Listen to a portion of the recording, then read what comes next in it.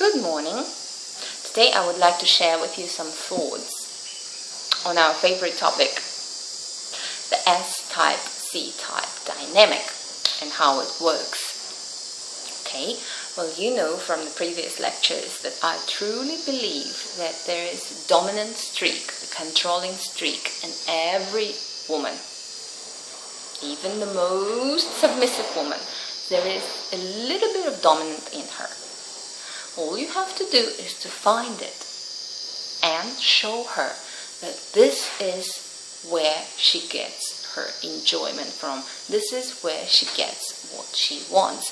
This is where she gets pleasure, and give her that pleasure.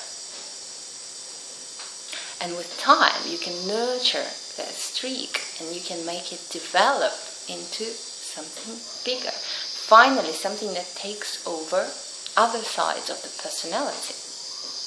This works with anything. Anything. Why do people get into certain sports? Why do people take up a certain hobby? Because when they find it, they don't know that that is something that they can get pleasure from. When they try it and they get better at it, suddenly, wow, there's so much pleasure from this hobby. I'm going to do it Monday, Wednesday, and Friday. And then, when there is more and more pleasure coming, okay, I'm going to do it every day because I'm addicted to it. I like it, and this is the main joy in my life. Have you seen people like that? Workaholics? Yes, perhaps. Enjoying the power, enjoying the respect of other people, enjoying doing the work itself. When we enjoy something, we want more of it, and we make it the main thing in our life. But this is not about finding it in a woman. This is going back to you. Behavior of S-type man is as important as the woman itself, as the C-type streak in her. How you behave affects her behavior too. So you should start with the right actions from the very start. And if you can't start at the very start, if you already know the person and you have some sort of relationship, be it colleagues, friends, partners, or maybe she's your spouse. Anyway, you have to set her view of you right. So your actions will produce actions that you desire directed towards yourself.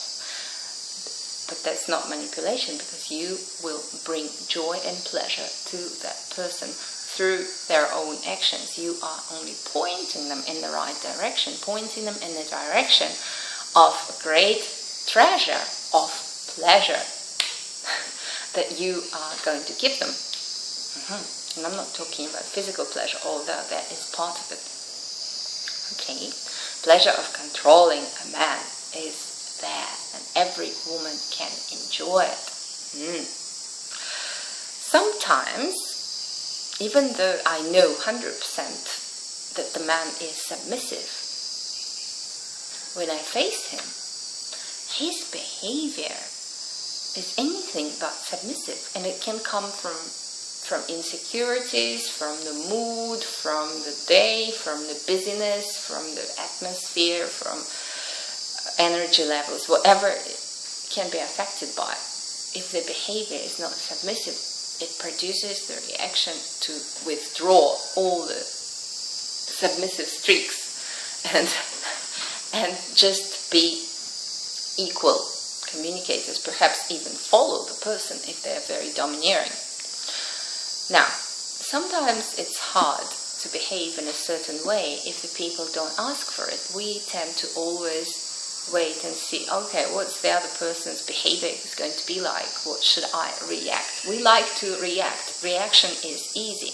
But this time you have to take charge of what is going to happen. You give a certain impulse, and then you get a reaction, and you react back to it, and so on. But you can always direct your own actions, not necessarily following your energy levels, your mood, your maybe uncomfortableness and so on. If there's a new person or if it's a new dynamic, there is a certain level of uncomfortableness always, because it is new. It is not what you used to. You are choosing a new path. you don't know what the reaction of the other person is going to be like if you don't do proper calculation before. And human relationships are nothing but chemical reactions, let's say. Well, anyway, so reactions, physical reactions too. If you do A, the person will react B in most cases. It's hardly unlikely that they will produce a D or a C. So if you choose to act as an A, most likely you will get a B, and B is not what you want, but you feel like acting like an A, so don't complain about the reaction of the other person. Yet you really feel like acting like an A, making a decision to go somewhere. Just let me make this one decision because that is where I want to go today. You blew it. You're not going to get a C or a D. You're going to get a B. And it's going to be followed by more B's. Cannot be different next time. So, what am I teaching you here? I'm teaching you to calculate. I'm teaching you to act according to your brain, not your heart, in the beginning. Okay. Is this bad? Shouldn't it be natural? No. Why? Natural is a good word that I like, but you can never go into a new dynamic with a new person just following your natural path, your natural habit, because natural is what you are used to, what you're accustomed to, behavior patterns that you have tried out that work. So you're going to end up exactly where you have ended up with everybody else. You have to go in the new direction. In the new direction which is unnatural, which is a thought out strategy, a path. A path that will lead you to a new destination. It's going to become more natural with every time because that is inside you. It's in your core. It's in my core. This is what we want to be enjoying in our lives, and we have to bring it into our lives by following the way which doesn't seem so natural. Well, to me it does, because I've been following that way from kindergarten. But when I watch people and I know what they want, because they tell me what they want, you tell me what you want, and then you meet, and then you observe the behavior, or you talk on the phone and observe the behavior of the person. It's like, how are you supposed to get to D or C if you're following an A way and acting in an A direction? You're going to get to B, yet you want a D or a C, but you feel comfortable with an A direction.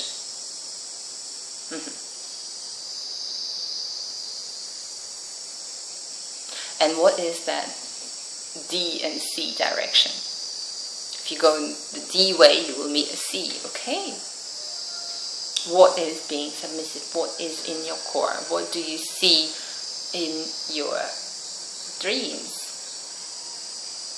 This is exactly the direction you should take in every aspect of the relationship.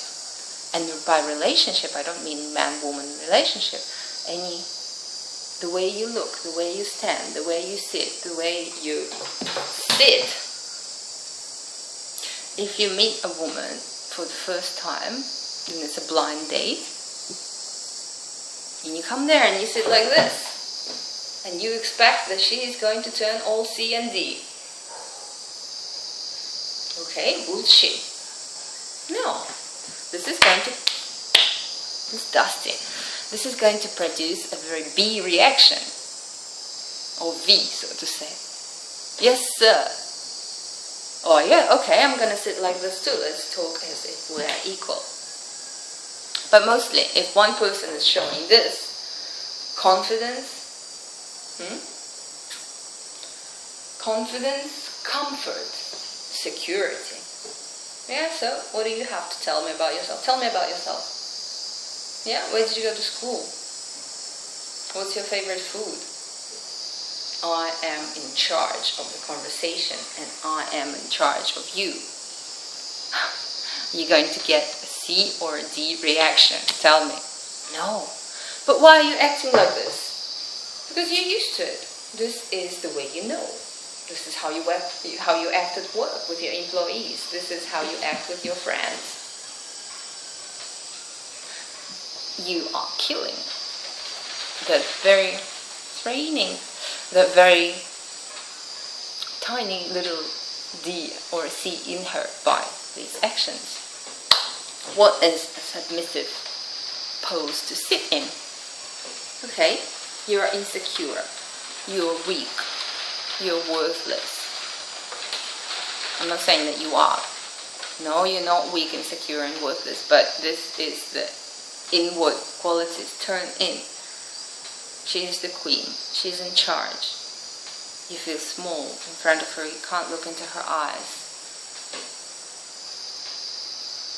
You're not sure what you're going to say. You don't dare to say anything. This is the behavior that she wants to see in you. How does that make the other person feel?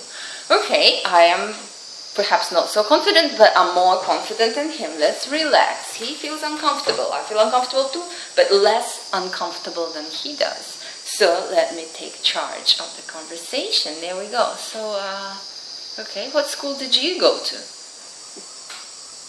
The tables have turned. You are now in the inferior position where you want to be, naturally. But you have to start by pushing yourself in a direction which is not too natural. And you can tell me now, you are a leader at work, you're excellent with people, you have great people skills, you know how to lead a conversation, you always know what to say, you're fun. So let's just be yourself. No, because you want a particular result. And this is where I'm telling you, hold back all your people skills and all your confidence.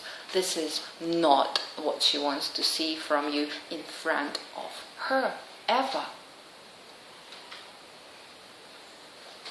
When I select people, when I look at you, when I judge you, when I evaluate you, what do I look for? Confidence, respect of other people, brains, and so on. People skills, being able to communicate, talents, and so on. Something that makes a person a person. Do I look for insecurity, weakness? Yes, but on another level. First, I want you to be you. But don't show it to me unless I ask you to show it. And never show it to me in the direction of myself. Show it to me on the phone when you're talking to your friends. No, not friends, but say somebody at work, business style. Yes, this is how I want it done. Yes, this is exactly. No, you're going to listen to me. You're going to do this exactly this way. Wow, that is sexy. Okay. Again, more on examples, simplifying things and exaggerating. Okay, but you get the point. You get the point that you never show the woman this. You never look her directly in the eyes without blinking. I know you can, but you have to tell yourself, with this person, I am inferior. She's strong. She's stronger than me. She is in control. I put her in that position. I give her the power. I give her the steering wheel of this conversation, of this evening, of this day, and of my life. Once. Not on the first meeting, of course. But direction should be clear. The more you act according to your core, according to your private, soft side, the more she will give you what you want. She will take control because she can see that she can, that you are giving it to her. You know, even when I look at the dog, and the dog turns on his back and spreads his legs and lies like that, like so vulnerable. I could step on him, I can squash his stomach, and I can do anything to it because I see trust and him being vulnerable and soft and open to me. What does that produce? Emotions of love, endless love and affection for the dog. But what if the dog is going, I don't trust you, I'm going to bite you if you do something wrong? Or if it's like, yes, I'm a pit bull, I could kill you with one bite. Go kill somebody else with one bite. I'm not here to be killed by a pit bull. Can you draw parallels from my stories? Okay. You heard me. There's thunder, and yesterday it rained pussies and doggies. And today it's gonna rain pussies and doggies too. Finally, the trees are jumping out of the earth and of the soil and saying, "Hello, happy rain, happy rain." So watch your behavior, the way you write to me, the way you talk to me, the way you talk to other people. Try it on somebody. Try it on your friends, your sister, or whatever, female co-workers. If you go out to lunch, don't be that confident you that knows what to talk about and what questions to ask and where to direct the conversation. Okay, I'll order for you if you don't know what to choose. I know what's delicious. Let me do it for you. This is going to point you in the wrong direction. Now it's going to get noisy. Okay, let me talk like this. So your experiment is with a female co-worker or with a female friend or sister or with even wife. Tell yourself before dinner or before sitting down to talk to them that they are superior. They are way above you. They are the God. You are in their presence, and that is a privilege that you have been waiting for. That you are so much below them, you can never shorten that gap. You can never be where they are. They are divine. You are afraid of them. This is where you should be. You always look up to them. The light from their eyes makes you shiver because this is the power. You give them that control over you. You feel it inside you by that penetrating look. Every word that they say makes you, whatever it makes you. But anyway,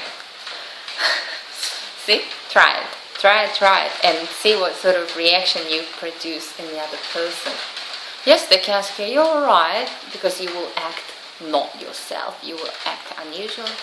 Yeah, I'm fine. Oh, okay. You are perhaps even a little shy. You are so happy to be in their presence.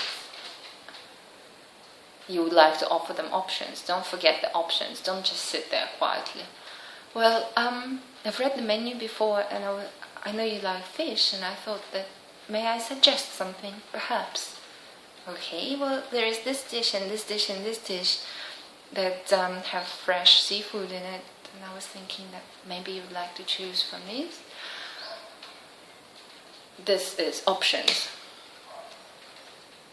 Not like, I know what you're going to like. I found this and I'm sure you're going to like it. Just order this. Listen to me. And you're going to order this and you're going to enjoy it. There's a different way of saying it. There's also offering options, but it's more like ordering. This is what I do. But anyway, offer options in a way that you would offer options to the queen, a real queen. You are there on your knees with the menu. You're there on your knees with the plan for the weekend. You're really not confident and not secure and whatever else, shy. What other things do I like? And I'm not talking about public personality, I'm talking about private personality. Don't confuse the two.